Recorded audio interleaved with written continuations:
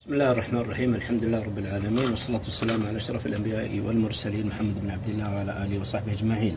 مسألة أخرى على الريفرجريتورز ولكن أكثر صعوبة. المسألة هذه رقمها 648 في كتاب شنقل.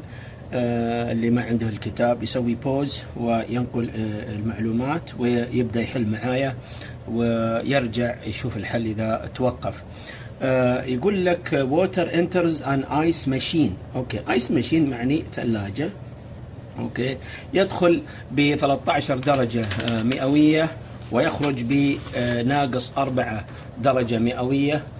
والسي او بي للايس ماشين عبارة عن 2.4.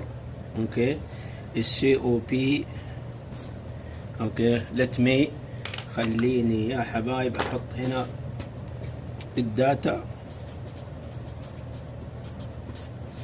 السي او بي عبارة عن 2.4 و during هذا هو during this operation determine الباور المطلوبة من أجل إنجاز الآيس إذا كان معدل إنتاج الثلج 12 كيلو جرام لكل ساعة. هذه مسألة تستاهل انكم يعني نعزمكم عليها، جميلة جدا. الذي يزيد صعوبتها ما سترونه الآن. واضح بما انها ثلاجة، هذه هي الايس ماشين. اوكي، بعبر عنها بالرسمة الدائرية هذه، واكيد انها بتستهلك وورك. الوورك ما اعطاني اياه، بل هو يريد اني احدد هذا الوورك. اكيد انها حتاخذ كمية من العبء التبريدي من الهيت اكسشينجر او القناة او البايب. لنفرض ان هذا هو بايب ويدخل عبره ووتر، شايف كيف 13 درجة مئوية، ويخرج الووتر من هنا بكم؟ يخرج على شكل مكعبات ثلج وتفر على ناقص 4 درجة مئوية. ومعدل دخول الووتر وخروج الآيس ثابت بمقدار كما ذكر الرجل 12 كيلو جرام في الساعة. أوكي، إذن بطريقة معينة لا ندري ما هي يتم تبريد الحيز الفراغ هذا بحيث أنه يتم نقل العبء التبريدي هذا. وواضح يا أخوان أن المسألة هذه لازم نسوي فيها تقريب. ليش؟ لأن الفراغ هذا لا يقع عند نفس درجة، لا يوجد له تي ال معايا. هذه معضلة، ولكن نحن معشر المهندسين إيش نسوي؟ لابد نحن نسوي شوية assumption معايا. احنا نبغى نحل. طيب، الورك او السي او بي اللي هو 2.4 يساوي العبء التبريدي اللي هو الكولينج لود مقسوما على الورك او الباور المطلوبة. هو يبغى الورك، معناته ان الورك او الباور هتساوي هتساوي كيو دوت ال مقسومة على ماذا؟ على 2.4. فالتحدي الآن كيف نجيب ايش؟ كيف نجيب كيو ال؟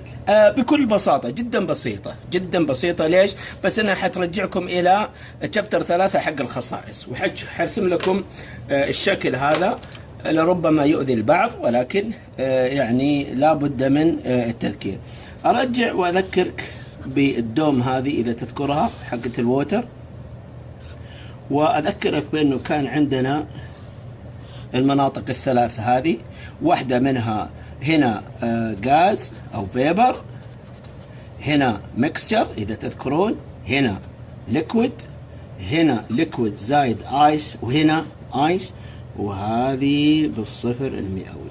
الآن لو طلبتك حدد لي موقع الووتر في البداية عند ستيت 1، عند الدخول هنا حيكون في هذا المكان، هذه ستيت 1، ودرجة الحرارة 13 درجة مئوية.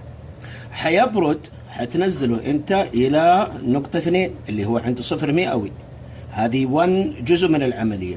ثم ستحاول ايضا ان تمتص منه هيت، نسميها الفيوجن هيت او الليتنت هيت، الطاقة الكاملة، بحيث انك تحوله من ماء بارد عند صفر مئوي الى ثلج عند صفر مئوي. ثم بعد ذلك تقوم تنزله كآيس. هو الآن وصل آيس هنا، حتنزله من النقطة 3 هذه إلى النقطة 4 اللي هي ناقص 4 درجة مئوية. طيب أتعامل مع هذا كما لو كان أخذ عليه كنترول فوليوم، أوكي، وأقول وبالله التوفيق Q دوت ماينس W دوت زائد M دوت في H إلت ماينس H إكزت حيساوي إيش؟ 0. لا يوجد ورك، بل يوجد هنا مجرد تبريد، وبالتالي Q دوت L اللي لازم تخرج من هذا السيستم حتساوي، وروح ودي على اليمين M دوت انتو H إكزت اللي هي 4 ناقص H إلت اللي هي 1، والتي سأعيد ترتيبها كالتالي يا شباب. بأكتب H4 ماينس H3 أوكي زائد H3 ماينس H2 زائد H2 ماينس H1. لاحظ أن هذه سالب وهذه سالب وهذه حتكون سالب. بسم الله الرحمن الرحيم. M دوت بسم الله.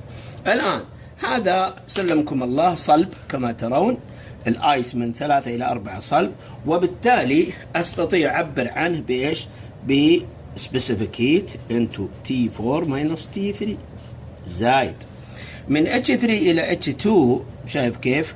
معنات إني أحتاج إني أجيب الليتنت هيت اللازمة لتحويل الثلج من 2 إلى 3 ونسميها HIC from HIF من ايس الى فلويد او من فلويد الى ايس، زائد من 1 الى 2 هذا ليكويد، واستطيع اكتب سي ووتر بينما هنا سي ايس في T2 ماينس T1. تمام. طيب بيجي الان اروح انا وياكم ونحن سعداء الى جدولنا الشهير وصفحة تيبل A3، وأذهب إلى الووتر. شايف كيف؟ وعندي بويلينج، لا عندي ليكويد بروبرتيز، ايوه، وعندي فريزنج داتا. طيب بالنسبه للليكويد بروبرتيز انزل عندي دنسيتي وعندي سبيسيفيك هيت. اروح الى السبيسيفيك هيت الى الووتر. كم درجه حرارتي؟ درجه حرارتي 0، وبالتالي السبيسيفيك هيت الذي ابحث عنه 4.22. لو درجة حرارتي 25 حيكون السبيسيفيك هيت حقي 4.18. انت زي ما انت شايف احنا كنا عند 13 مئوي ونزلنا الى 0، يعني من الصفر الى 13 قل بدل ما هو 22 وهنا 18 خليه 4.20. اذا استطيع اقول هنا 4.20. طيب ايش كمان؟ ايضا احتاج من الفريزنج داتا. عندي ما يسمى بايش؟ بالليتنت هيت فيوجن. الليتنت هي الطاقه الكامنه الخاصه بالصهر. اوكي. اذا تبغى تذوب ثلج الى ايس الى ووتر لازم تزود، اذا تبغى تحول من ووتر الى ايس لازم تسحب. طيب كم مقدارها يا مولانا؟ قال لك 333.7 كيلو جول لكل كيلو جرام من الووتر لازم تاخذها منه عشان تحوله الى ايش؟ الى ايس. بسم الله الرحمن الرحيم. اهي هنا حتكون ناقص 333.7.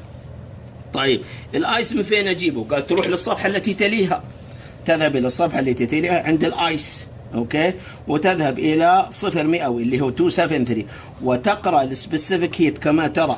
اوكي. السبيسيفيك هيت هنا ب 2.11 كيلو جول بير كيلو جرام، اهو 2.1 كيلو جول بير كيلو جرام.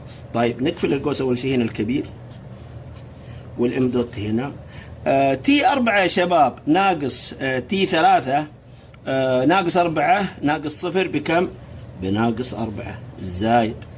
طيب حلو، هذه بناقص 333.4 وهنا 4.20 في T2 اللي هي بصفر ناقص 13 بكم يا اخوان؟ بناقص 13. طيب نبدأ نحسب الآن. تذكر ان الام دوت هنا بكم؟ الام دوت كانت بكم؟ ب 12 كيلو جرام بير اور. يلا نحط هنا 12 كيلو جرام بير اور، وانا احسب انا وياكم باذن الله ايش النتائج هذه. 4.2 13 بالسالب، ممتاز جدا. بعدين 3.7 بالسالب، بعدين 4 بالسالب 2.1 ملتبليكيشن أجمعها تطلع 300 وكم 396.74 بالسالب، واضربها في 12. طبعا بالمناسبة يا شباب هذه كيلو جول بير كيلو جرام، صح؟ وهذه كيلو جرام بير اور. إذا بتصير عندي سلمك الله ناقص 4760 كيلو جول بير اور. ينبغي أن أستخرج من هذا المكان كم؟ 4760 كيلو، هي الكيو ال، هي الكيو ال.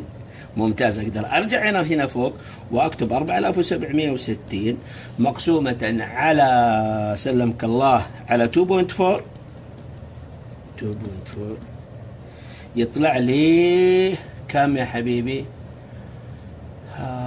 يا قلبي، يطلع لي 1900 وكم و83.7 كيلو جول بير اور.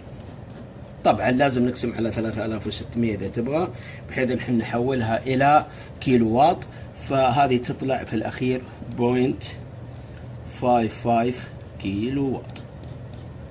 طيب من منكم يقول لي الإشكالية أين تقع الآن؟ حلو شغلنا، وكبداية في التصميم عرفنا إنه تقريبا العبء التبريدي هنا 0.5 كيلو واط. أيوة كويس، جزاك الله خير. إنه لاحظ أيوة إنه ما هو الريزرفوار هذا it's not a constant temperature ريزرفوار يا شباب، يبدأ من 13 ويروح إلى 4. إذن أعترف بأنني عندي some approximation هنا، وبالتالي أكون حذر، وما أقدر أشرح لكم أكثر الآن لأن نحب ندخل في التبريد وقضاياه والهيت اكسشينجرز، واللي هي في الام اي 204 المادة اللي بعدها. لكن بهذا أعتقد يكفي، وجدا جميلة جدا جميلة. ليش؟ راجعت لك شابتر 6، دربتك على 6، وراجعت لك أيضا البروبرتيز شابتر 3، صح ولا لا؟ أيوة الشباب اللي ما قد لقطوا الفكرة هذه. أشوفكم إن شاء الله في مسألة أخرى بإذن الله بعد هذه، والسلام عليكم ورحمة الله.